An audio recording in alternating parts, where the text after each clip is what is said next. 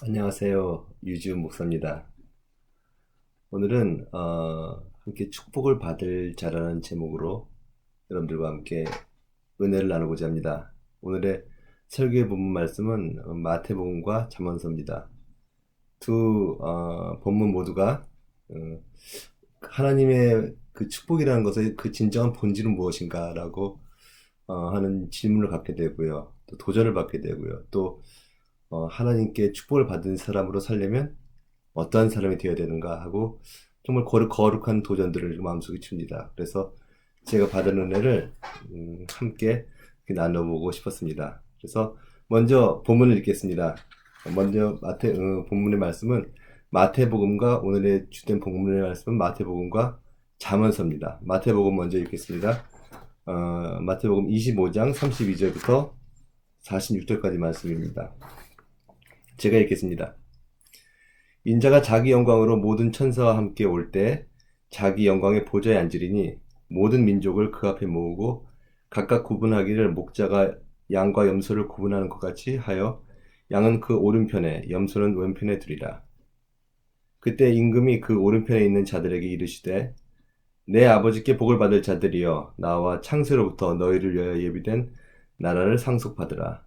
내가 줄일 때 너희가 먹을 것을 주었고 목마를 때 마시게 하였고 나그네 되었을 때 영접하였고 헐벗을 때 옷을 입혔고 병들었을 때 돌보았고 옥에 갇혔을 때 와서 보았느니라. 이에 의인들이 대답하여 이르되 주여 우리가 어느 때 주께서 줄이신 것을 보고 음식을 대접하였으며 목마르신 것을 보고 마시게 하였나이까. 어느 때에 나그네 되신 것을 보고 영접하였으며 헐벗으신 것을 보고 옷 입혔나이까. 어느 때에 병드신 것이나 옥에 갇히신 것을 보고 가서 배웠나이까 하리니 임금이 대답하여 이르시되 내가 진실로 너에게 이르노니 내가 여기 내 형제 중에 지극히 작은 자 하나에게 한 것이 곧 내게 한 것이니라 하시고 또 왼편에 있는 자들에게 이르시되 저주를 받을 자들아 나를 떠나 마귀와 그 사자들을 위하여 예비된 영원한 불에 들어가라. 여기까지만 읽겠습니다. 자, 오늘은 큰 잔치에 대한 설명이 나옵니다. 그것은 임금이 의인을 불러놓고 그들을 칭찬하고 영생으로 인도하는 그런 장면입니다. 우리가 잘 알다시피 그 왕 임금은 하나님을 의미하고 여기서 호칭된 의인들은 그리스도인들을 의미합니다. 그래서 참으로 귀한 장면입니다. 하나님께 칭찬을 받고 영생으로 인도를 받고 너희가 너희를 위하여 예비된 나라를 상속받으라. 오늘의 첫 번째 축복의 본질입니다. 영생의 나라를 유업으로 받으십시오. 여러분들 받으셨습니까? 아멘입니다. 저와 또 여러분들이 그 은혜, 영생의 축복을 반드시 받아야 될 것입니다. 그렇죠? 그런데 본문을 읽다 보면 한 가지 마음에 좀 걸리는 게 있습니다. 그것은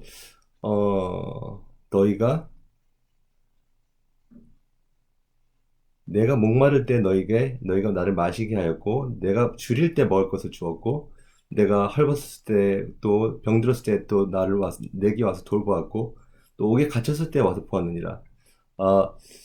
하나님께 하는 일들은 다 선행이죠. 그렇죠? 그래서 이렇게 착한 일을 많이 하는 사람들은 영생을 보고를 받는구나. 착한 일을 많이 하고 살아야 되겠구나 라고 교훈이 가게 되면 약간 잘못된 좀 이렇게 부족한 것이 되는 것입니다.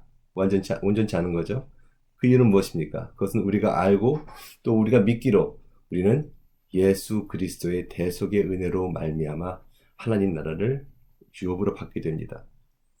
그래서 에베소서 2장 8절에 너희가 은혜로 인하여 믿음으로 말미암아 구원을 받았으니 이것이 너희에게서 난 것이 아니요 하나님의 선물이라. 그렇죠. 우리가 선물을 받은 겁니다. 그럼 오늘의 본문의 말씀을 어떻게 이해를 해야 될까요? 그것은 본문을 자세히 보면 25장 34절에 보면 내 아버지께 복받을 자들이여 나와 창세로부터 너희를 위하여 예비된 나라를 상속받으라. inherit이라는 단어를 쓰는 이 본문은 상속이라는 자체가 유업으로 받는다는 것입니다. 유업은 아버지와 자녀의 그 관계성 때문에 주어지는 하나의 은혜요 선물입니다. 그래서 본문에서 나온 의인들 역시 하나님의 자녀가 된 것으로 말미암아서 하나의 선물로서 그 신분 때문에 이미 구원을 받았고, 이미 구원을 받은 상태에서 그들의 후의 삶 가운데 나타난 어떠한 징조들 때문에 칭찬과 더불어서 하나님 나라를 유업으로 받게 된, 선물로 받게 된 것입니다. 그래서 그 진리는 변하지 않습니다. 자, 그러면 본문이 우리에게 시사하는 바가 있습니다. 그것은 우리가 영생을 선물로만 받을 것이 아니라 우리가 칭찬을 받으면서 영생에 들어가야 되는 그 삶을 살아야 된다는 것입니다. 아멘입니까? 축복받은 자들의 특징, 영생을 유업으로 받습니다. 그러나 그들의 삶이 하나님과 심판대에 서는 마지막 날에 큰 칭찬이 있을 것이라는 것입니다. 이것은 한 가지 흥미로운 점이 있습니다. 그것은 이들에게 그 칭찬이 의외의 칭찬이었다는 것입니다. 그것은 저희가 언제 하나님을 돌보고 하나님을 먹이고 하나님을 입히고 언제 저희가 그런 일을 했습니까? 라고 자기들이 한 행실조차 기억을 못하는 것입니다. 그것은 그들의 삶 가운데 깊은 내면에 이미 이 세상의 작은 수자들을 먹이고 입히고 돌보고 하나님을 섬기는 일이 삶에 깊이 배어져 있고 삶으로 나타나기 때문에 그것이 일상이 되어버린 삶입니다. 그래서 세상 곳곳에서 세상의 빛으로 나타나며 살아온 그런 삶을 살았고 그 삶이 하나님께 칭찬의 대상이 된 것입니다. 여러분들, 세상은 참으로 깊은 어둠에 쌓여 있습니다. 이곳저곳에 슬픔이 있고요, 아픔이 있고요, 고통이 있고요, 죽음이 있고요, 걱정이 있고요, 근심이 있고요, 슬픔이 있고요. 말씀드렸지만. 그래서 이 세상에 살면서 악이 세상에 이렇게 얼마나 편만해 있는가. 인간의 죄뿐만 아니라 자연재해도 있죠. 코로나 폐렴과 같은, 또 전쟁이 있죠. 또 얼마나 관계 문제들 얼마나 많습니까? 그러나 이 세상에 악이 편만한 만큼 이 세상에는 하나님이 또한 편만에 임하고 계십니다. 하나님께서는 고통이 존재하는 곳, 채워져야 되는 필요가 있는 곳, 하나님께 대한 탄식이 있는 곳, 그 모든 곳에 악이 편만한 만큼 하나님이 깊이 임재해 계십니다. 그래서 고통을 받는 사람들이 믿건 안 믿건 간에, 그리고 그것을 인정하건 인정하지 안 하건 간에 하나님께서는 그들과 함께 하시며 그들과 함께 걸으시며 그들에게 끊임없이 구원의 손을 내밀고 계십니다. 이것은 예수 그리스도께서 하나님의 충만하심을 입고 이 땅에 오셨을 때 우리와 함께 하시고 우리와 함께 걸으시고요. 그리고 자신의 삶을 들여서 우리를 구원하신 것과 같은 그런 복음의 진실과 진리와 핵심을 같이 하는 것입니다. 그래서 예수 그리스도를 안 후에, 그리스도를 마음속으로 영접한 후에, 그리고 그분과 함께 교제하며 살아가는 동안에 그분을 알아가는 과정에서는 반드시 그분의 눈물을 이해할 수 있게 됩니다. 그리고 그분의 답답한 마음을 우리도 함께 가슴의 답답함으로 갖게 되는 그런 경험을 당연히 해야 되는 것입니다. 그리고 그분께서 손을 내밀고자 원하는 그 대상에 대해서도 정말로 거룩한 부담감을 갖고 내 삶을 좀 비워서 그들에게 손을 내밀고자 하는 그러한 거룩한 열심이 생기게 되는 것입니다. 그래서 오늘 본문에 나온 그 의인들은 바로 그러한 거룩한 열정들을, 도전들을, 거룩한 부담들을, 그리고 예수님의 눈물을, 예수님의 손길을 갖고 살아간 사람입니다.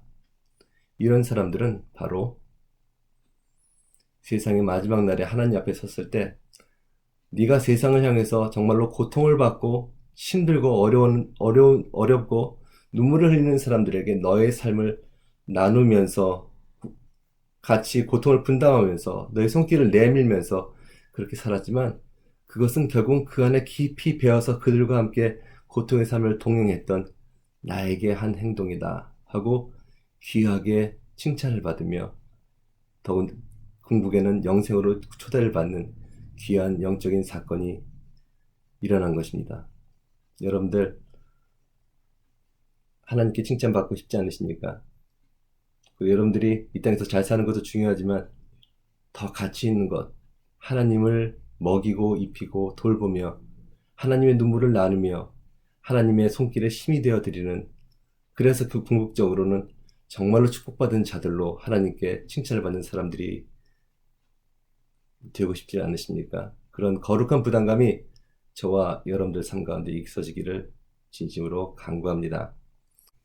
네, 안경을 벗었습니다. 더 잘생겼죠? 네, 축복에 대한 두 번째 본문의 구절은 잠언서에 나와 있습니다. 잠언서 19장 17절입니다. 본문에 가난한 자를 불쌍히 여기는 것은 여호와께 꾸어 드리는 것이니 그의 행실을 그가 갚아주시리라. 비슷한 맥락이죠. 가난한 자를 돌보는 것입니다. 그런데 여기서도 약간 의아하게 생각되는 부분이 있습니다. 그것은 여호와께 꾸어 드린다는 구절입니다. 아니, 누가 여호와께 무엇을 꾸어 드릴 수 있겠습니까? 우리가 다 생명을 빚진 자들인데요. 그죠? 그리스도 예수를 통해서 우리의 삶이 구속되고 우리의 생명을 빚지지 않았습니까? 그런데 누가 어떻게 하나님께 꾸어 드리고 하나님을 채무자로 만들 수 있겠습니까? 오늘의 본문은 잠언서의 다른 구절을 볼 때 좀 더 뚜렷하게 분명하게 이해가 갈 수가 있습니다. 그것은 잠언서 3장 5절입니다. 3장 5절에 너희는 여호와를 의뢰하고 여호와를 신뢰하고 너희 명철을 의지하지 말라. 너희 명철을 신뢰하지 말라. 말씀하시고 있습니다. 여기서 명철이라는 것은 단순히 지혜뿐만 아니라 우리가 가진 것, 우리가 할 수 있는 것, 뭐 지혜가 될 수 있고요, 재산이 될 수 있고요, 또 우리가 가진 어떤 모든 소유물과 우리의 능력이 될 수 있습니다.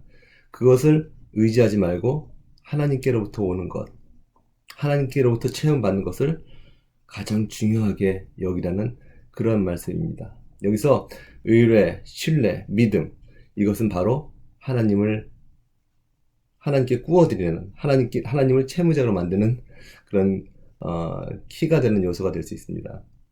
존경받는 기독교 저수가 필립 얀신이 이렇게 얘기했습니다.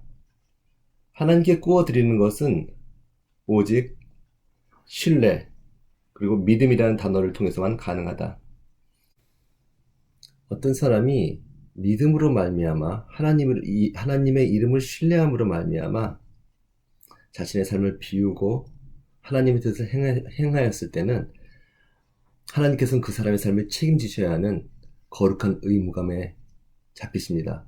왜냐하면 하나님께서는 당신의 이름을 영광되지 못하게 그렇게 하실 수는 없기 때문에 그렇습니다. 하나님은 자신의 신실함을 부인하실 수 없기 때문에 그렇습니다. 이렇게 예를 들어 봅시다. 어떤 청년이 있었는데 그 청년이 주중에는 열심히 회사 가서 일하고 주말에는 홀로 있는 분들, 독거노인이라든가 이런 분들 찾아가서 말씀도 나누고 그분들의 생필품들도 좀 사다 드리고 기도해 드리고 그런 보람 있고 참 성실한 삶을 사는 청년이 있었습니다. 그런데 경제 한파라든가 어려운 어떤 사회적 상황 때문에 일자리가 많이 줄어들었어요. 그리고 몸도 더 많이 피곤해졌어요. 그럴 때 이런 생각이 듭니다.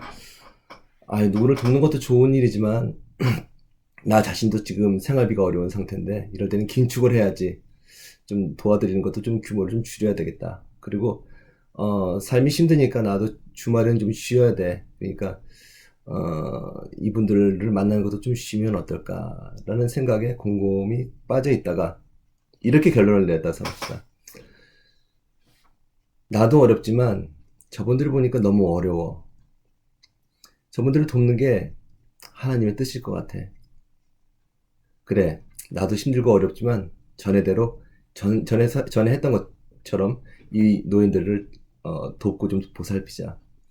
비록 내가 가진 것은 좀 손해보고 좀 부족한 점이 있었다 할지라도 어차피 나는 내가 가진 것으로 내가 충족을 받고 내가 있는 것으로 내가 만족하고 그것으로 인해서 내가 사는 게 아니야. 어차피 내게 가장 중요한 것, 내가 채워줘야 될 것, 정말로 진정으로 내가 공급받는 것은 하나님께로부터 말미암는 거야. 자, 그럼 그 하나님을 믿고 하나님께서 기뻐하시는 것 같으니까 내가 하나님을 의지하고 그대로 좀 어려워도 이전처럼 그분들을 섬기는 그런 삶을 살겠어. 그리고 주말에 나도 좀 쉬어야 되겠지만 어차피 내가 좀 잠 좀 더 잔다고 또 쉬는 게 아니야. 내게 참된 그 휴식과 그 쉼은 하나님께로부터 있어. 하나님과 함께 있으면 쉬는 거야. 그리고 하나님께서 나를 채워주시면 그때 나는 쉴 수 있는 거야. 그러면 이전처럼 좀 힘들더라도 더 시간을 내서 이분들을 만나 뵙고 나보다 더 어려운 이들을 돕는 걸 선택하자. 여러분들 어떻게 생각하세요?